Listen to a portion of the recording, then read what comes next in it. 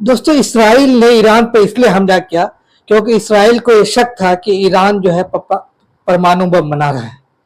लेकिन आपको ये नहीं बताया जा रहा है कि इसराइल जो है इसके पास खुद 2 से ज्यादा परमाणु बम है और ईरान के पास कोई परमाणु बम नहीं है। तमाम इंटेलिजेंस दुनिया की खुद अमेरिका की इंटेलिजेंस कह रही है कि ईरान के पास कोई परमाणु बम नहीं है, लेकिन इसके बावजूद इसराइल ने ईरान पे हमला किया।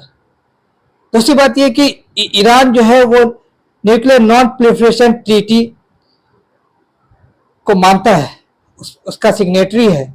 न्यूक्लियर नॉन प्रोलिफरेशन ट्रीटी जो है वो एक इंटरनेशनल समझौता है जो पूरे वर्ल्ड में तमाम कंट्रीज को परमाणु हथियार बनाने से रोकता है।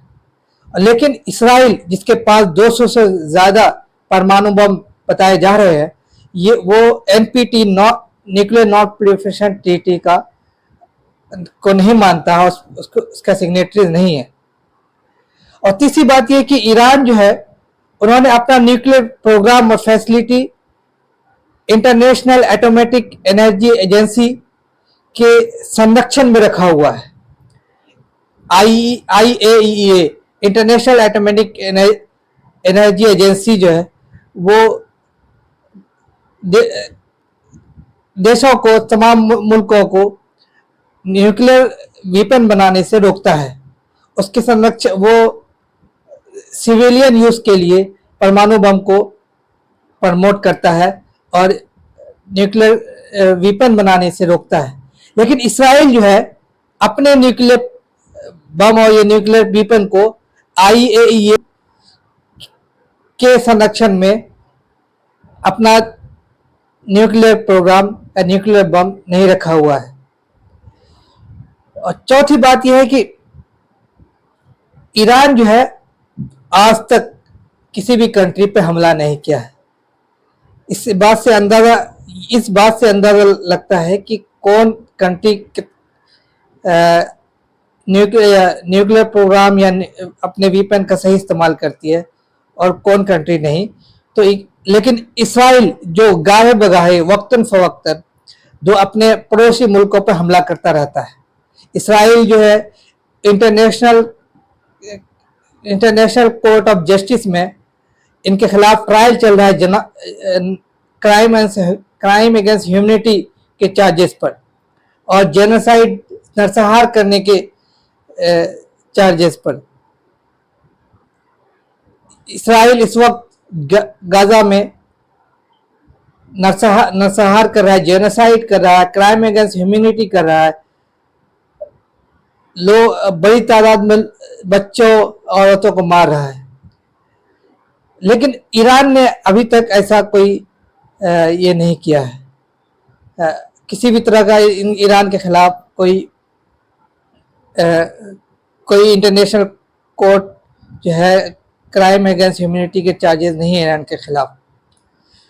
और अमेरिका जिसने ईरान के न्यूक्लियर फैसिलिटीज पर बमबारी की है कुछ दिन पहले, उसके बाद खुद न्यूक्लियर बम है। दुनिया में सबसे ज्यादा रसिया के बाद अमेरिका के पास न्यूक्लियर बॉम्ब्स हैं। और अमेरिका एक वाहिद ऐसा कंट्री है जिसने न्यूक्लियर बॉम्ब का, जैसे विनाशकारी हथियार का दूसरे देश के खिलाफ इस्तेमाल किया है। इसके बावजूद अमेरिका जो है ईरान के न्यूक्लियर पीसफुल प्रोग्राम को देश की शांति के लिए खतरा बताता है, लेकिन खुद के प्रोग्राम जो कि ये इस्तेमाल कर चुका है न्यूक्लियर वेपन का, इसके बारे में कुछ नहीं बोलता। साथ साथ अमेरिका इसराइल के, जो कि इस वक्त जिसके खिलाफ इंटरनेशनल क्रिमिनल कोर्ट ने भी जिनके लीडर्स के खिलाफ अरेस्ट वारंट निकाला हुआ है, उसके परमाणु प्रोग्राम, परमाणु बम पर भी अमेरिका कुछ नहीं बोलता है। और अमेरिका के साथ साथ जितने वेस्टर्न कंट्रीज हैं, यूके, यूनाइटेड किंगडम, जर्मनी और फ्रांस, ये सब इसराइल के न्यूक्लियर प्रोग्राम पे कुछ नहीं बोलते, कुछ नहीं, खामोश होते हैं। लेकिन ईरान के खिलाफ बमबारी को सही ठहराते हैं और उसका सपोर्ट करते हैं। अगर देखा जाए तो ईरान का हिस्ट्री रिकॉर्ड के हिसाब से ईरान सबसे पीसफुल कंट्री है। इन्होंने अपने हथियार का गलत इस्तेमाल नहीं किया है, इन्होंने दूसरे मुल्क में हमला नहीं किया है, इसके खिलाफ कोई जेनोसाइड के चार्जेस नहीं है, नरसंहार के चार्जेस नहीं है, ये किसी मुल्क दूसरे मुल्क की टेरिटरी को ऑक्यूपाई नहीं किए हुए है, हड़पे नहीं है। लेकिन इसराइल के खिलाफ ये सारे चार्जेस इंटरनेशनल कोर्ट में है। इसराइल के खिलाफ बहुत सारे यूएन रेजोल्यूशन भी पास हुए हैं। इसके बावजूद इसराइल जो है इसको न्यूक्लियर वेपन रखने को दिया जा रहा है, इस पर किसी तरह की कोई आवाज नहीं उठाई जा रही है और ये वो भी इलीगल तरीके से रखे हुए हैं। जो इंटरनेशनल लॉज है उनको नहीं मानता है।